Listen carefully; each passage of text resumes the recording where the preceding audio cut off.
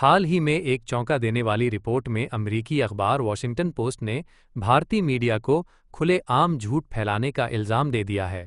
Report کے مطابق حالیہ پاک بھارت ایئر وار اور علاقائی تنازعات پر بھارتی میڈیا نے جھوٹے دعوے کیے، جعلی ویڈیوز چلائیں اور نتائج کو بڑھا چڑھا کر پیش کیا تاکہ بھارتی عوام کو گمراہ کیا جا سکے۔ واشنگٹن پوسٹ نے صاف الفاظ میں لکھا، بھارتی میڈیا حقائق رپورٹ نہیں کر رہا، بلکہ جھوٹے پروپیگنڈے کے ذریعے رائے عامہ ہموار کر رہا ہے۔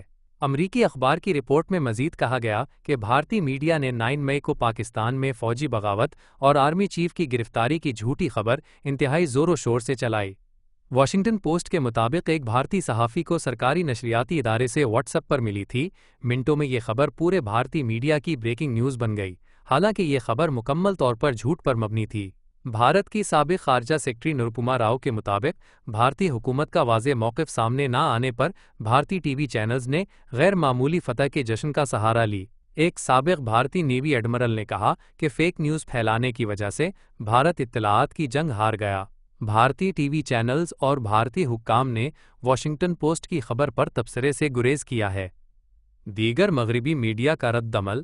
BBC ورلڈ نیوز نے کہا، بھارتی نیوز رومز اب پروپیگنڈے کے اڈے بن چکے ہیں جہاں فیکٹ چیکنگ کا کوئی تصور نہیں۔ رائٹرز نے رپورٹ کیا کہ بھارتی میڈیا نے پرانے جنگی مناظر کو نئے حملے کے طور پر پیش کیا۔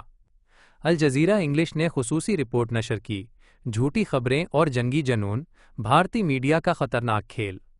CNN انٹرنیشنل نے انکشاف کیا کہ کئی بھارتی اینکرز نے صحافتی اخلاقیات کو مذاق بنا دیا ہے اور غیر تصدیق شدہ کہانیاں چلا کر پاکستان مخالف نفرت کو ہوا دی۔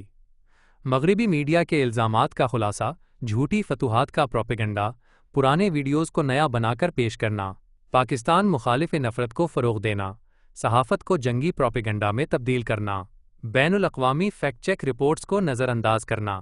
یہ کیوں چونکا دینے والی خبر ہے؟ یہ پہلا موقع ہے کہ امریکی اخبار جیسا بڑا ادارہ واشنگٹن پوسٹ اتنی سخت تنقید کر رہا ہے۔ اب دنیا بھر میں بھارتی میڈیا کی ساکھ پر سوال اٹھ گئے ہیں۔ سفارتی ذرائع کے مطابق مغربی حکومتیں بھی اب بھارتی میڈیا کے جھوٹے بیانیے سے پریشان ہیں۔ کیا بھارتی میڈیا واقعی اب پروپیگنڈا مشین بن چکا ہے؟ کیا واشنگٹن پوسٹ اور دیگر مغربی میڈیا کے الزامات درست ہیں؟ آپ کی کیا رائے ہے؟